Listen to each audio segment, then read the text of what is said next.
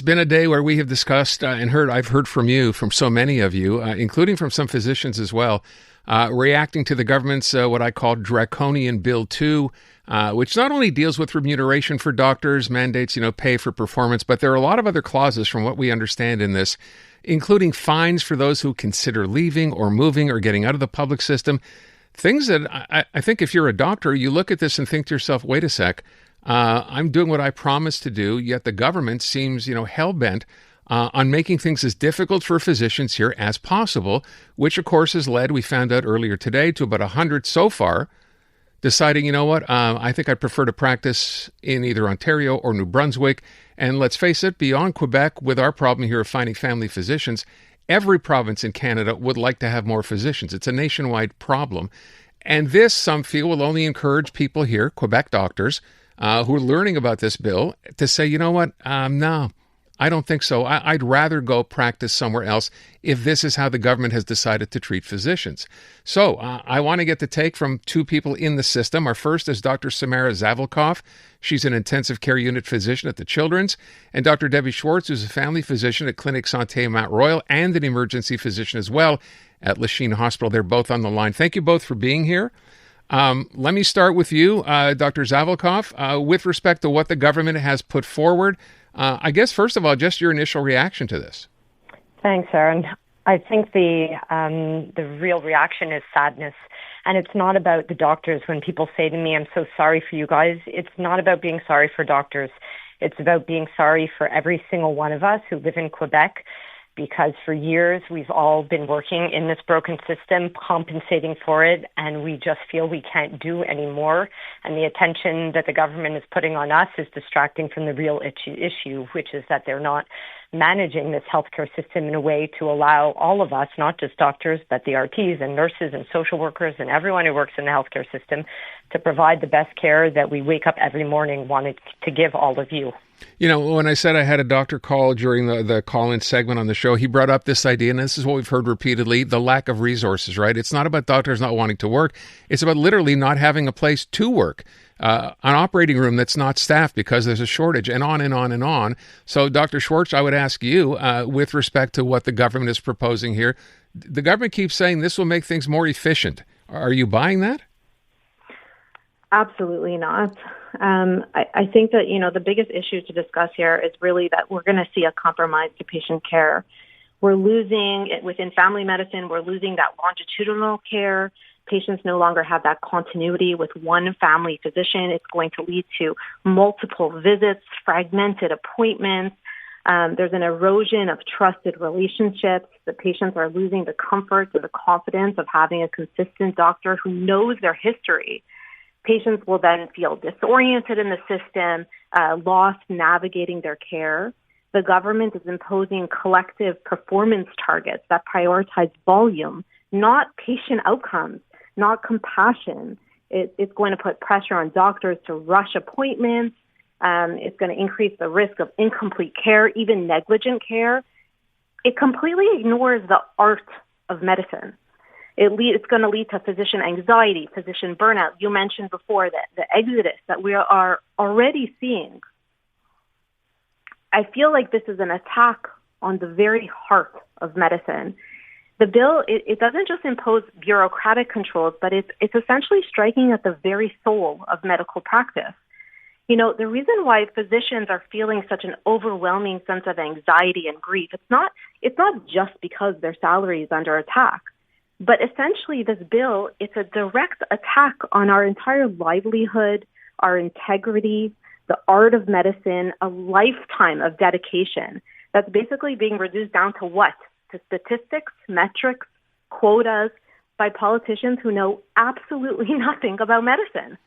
Which does beg the question why the government feels it's necessary to do this. And you brought up remuneration. I keep pointing this out because I think perhaps for people who are not following this as closely as we are when we talk about this every day, there is a lot more in this bill besides pay for performance, right? Which is that indicator, that metric where depending on how many patients you see, whatever portion of your salary you get to keep, and if you don't, then you get less. All the other issues that are in here, though, I think are some of the ones now that, from what I'm hearing, our doctors are finding the most offensive. And I'm wondering what you're hearing from other doctors. You have colleagues. What's the sort of consensus? Is there one here, Dr. Zavalkoff? People are appalled that we say we live in a democracy, and then this is a bill that can pass within our government in this country.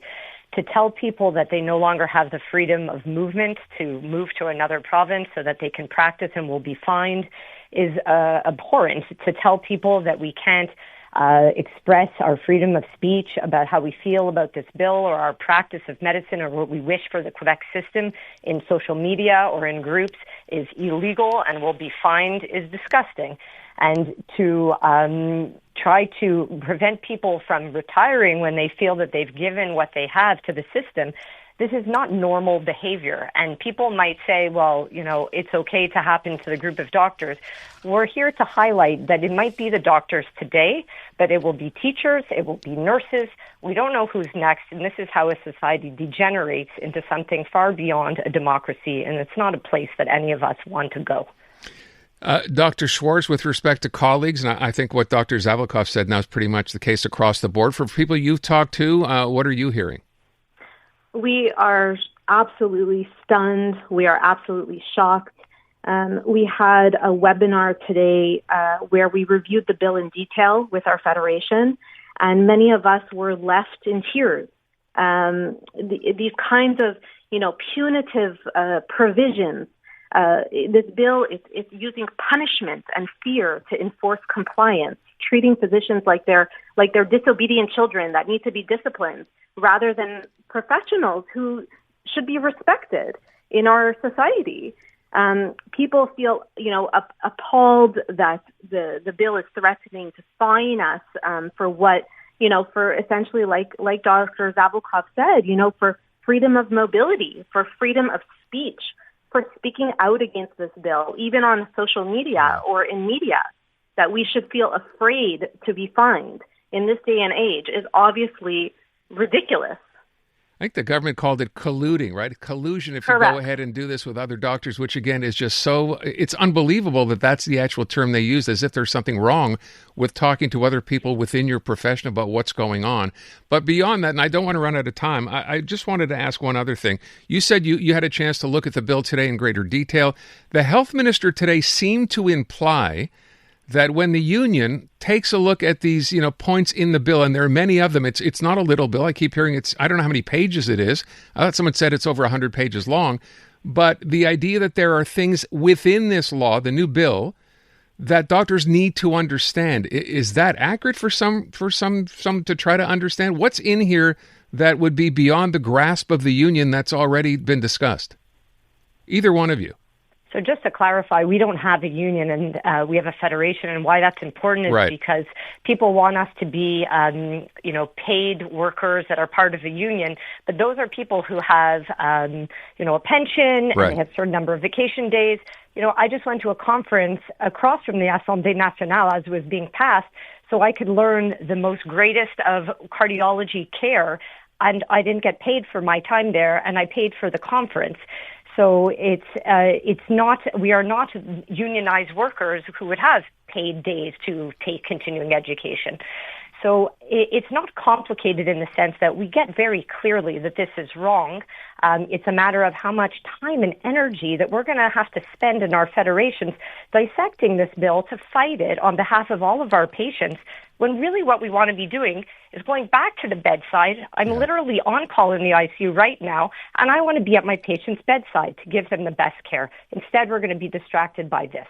By the way, I apologize. I said union. Clearly, it's a federation. You don't get benefits. That's part of the issue here that I ran through earlier this afternoon, what people think doctors do get. You don't. This time that you take off, the extra education that you have to necessarily take to continue in your profession, that's all out-of-pocket expenses. So thank you for clarifying that, by the way. I would ask you, just as a final comment, you said, you'd rather be by your patient's bedside than having to go through this, the bill that was introduced. Are you hopeful that something changes here by virtue of the outcry that we're seeing now? Are you hopeful something changes? Dr. Schwarcz? I am hopeful that our federations will stand up for us, and I think that what my priority in taking to social media and to taking to media is really to be an advocate for the patient population, for the public. I think that people don't know about the bill. They don't understand what the bill entails. They don't understand just how dangerous of a precedent this bill sets. And my goal is really to, be here to explain to people that it is unconstitutional, it is undemocratic, it's been forced upon physicians without any kind of genuine negotiation, and that ultimately, if it is implemented, I believe, and I believe I would say all of my colleagues believe, that ultimately it will accelerate the collapse of Quebec's healthcare system. Physicians will leave, patient care will deteriorate, and who's going to suffer the consequences? It's Quebecers. I think that people can put their head in the sand, they can ignore the news, but at the end of the day, when your health fails, nothing matters more than your doctor and your healthcare system, and neither of them will be there for you if this bill is passed. We will leave it at that. Ladies, I thank you both. Very much appreciate your time. Thank you for having us. The newest tracks. Let's go. New music. And the next big thing. Always on the new music first. Your first place to hear it all. 'Cause you gon' like it, love it, wanna play it twice. Playing now. iHeart New Music. Your digital station for brand new drops, fresh finds, and tomorrow's bangers. I think we need something new. Discover iHeart New Music. Always fresh, always first. Stream now on the free iHeartRadio app.